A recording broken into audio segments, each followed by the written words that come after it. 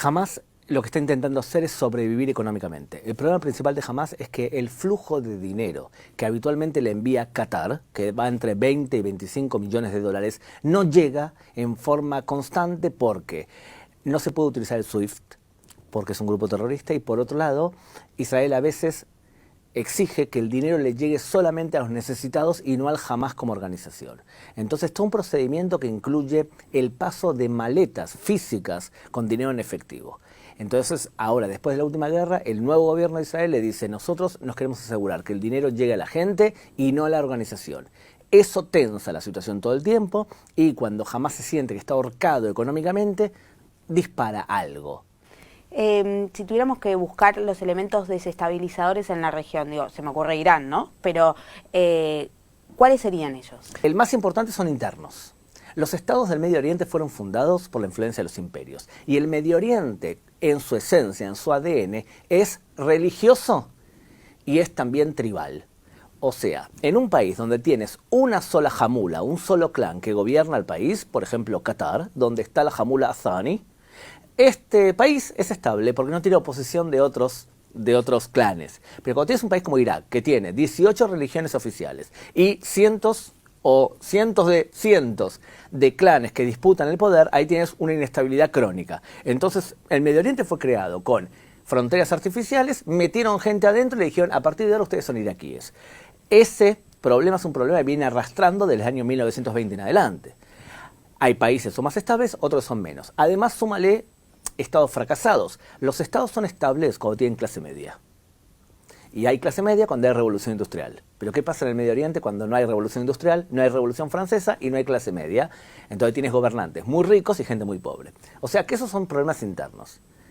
Si a eso le sumas que la gente es muy religiosa y que la religión cumple un papel fundamental en la identidad de las personas, entonces todo eso crea inestabilidad. Porque ¿qué es más importante? ¿Lo que dice mi presidente o lo que dice el imán de mi barrio?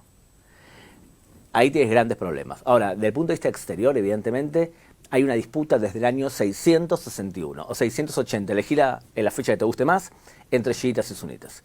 Y esta disputa ha llegado a que los chiitas, que son el 15% del Islam, han tomado mucha fuerza en toda la región y han logrado una media luna chiita. O sea, Irán, Irak, Siria y el Líbano es la media luna chiita, y una isla chiita en Yemen con los hutíes. Además, tienen posibilidad de dentro de poco armarse nuclearmente. Entonces todo eso crea una amenaza a los sunitas, que se ven justamente superados por la capacidad bélica de Irán, que los amenaza a ellos internamente. Te voy a dar un ejemplo puntual. Bahrein. Bahrein tiene entre el 80 y el 90% de la población que es chiita, pero tienen un gobierno sunita impuesto por Arabia Saudita que los mantiene en el poder ahí.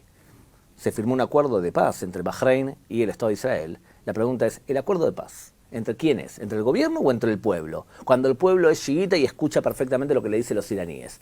¿Cuál es la verdadera influencia que tiene hoy Irán en nuestra región, en América Latina? En nuestro continente tenemos un problemón.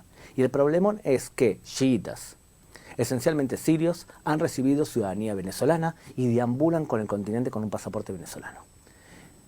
Por lo visto, los informes de inteligencia hablan claramente de una persona, Tarek El Aithami, ex vicepresidente de Venezuela, que ayudaba a la llegada de venezolanos que hablan poco castellano o nada. Y es un problemón porque los servicios de inteligencia ven pasar, circular gente por nuestras fronteras sin ningún tipo de control, y la pregunta es, bueno, ¿quién hace inteligencia para hacer algún tipo de atentado?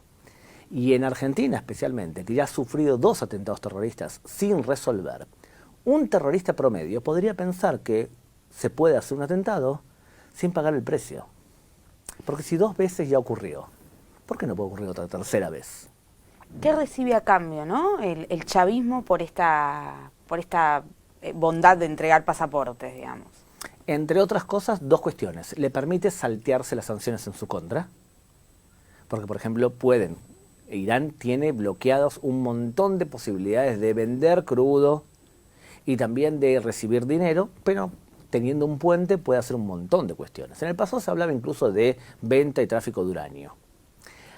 Ahora bien, como tenemos en Venezuela una posibilidad de que el gobierno se mantenga y que esté inmiscuido en todo tipo de tráficos, entonces es una situación ideal para alguien que quiere mantenerse en el poder así.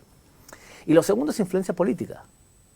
El chiismo como ideología se siente, y con razón, perseguido por el sunismo. Se sienten que los quieren convertir a la fuerza. Para sobrevivir necesitan, por ejemplo, armas no convencionales y necesitan expandirse para no ser pocos y no ser sometidos. Entonces, si yo soy chiita y veo que el continente americano hoy en día es más chiita que sunita, estoy satisfecho. Y el continente americano de América del Sur hoy es más chiita que sunita.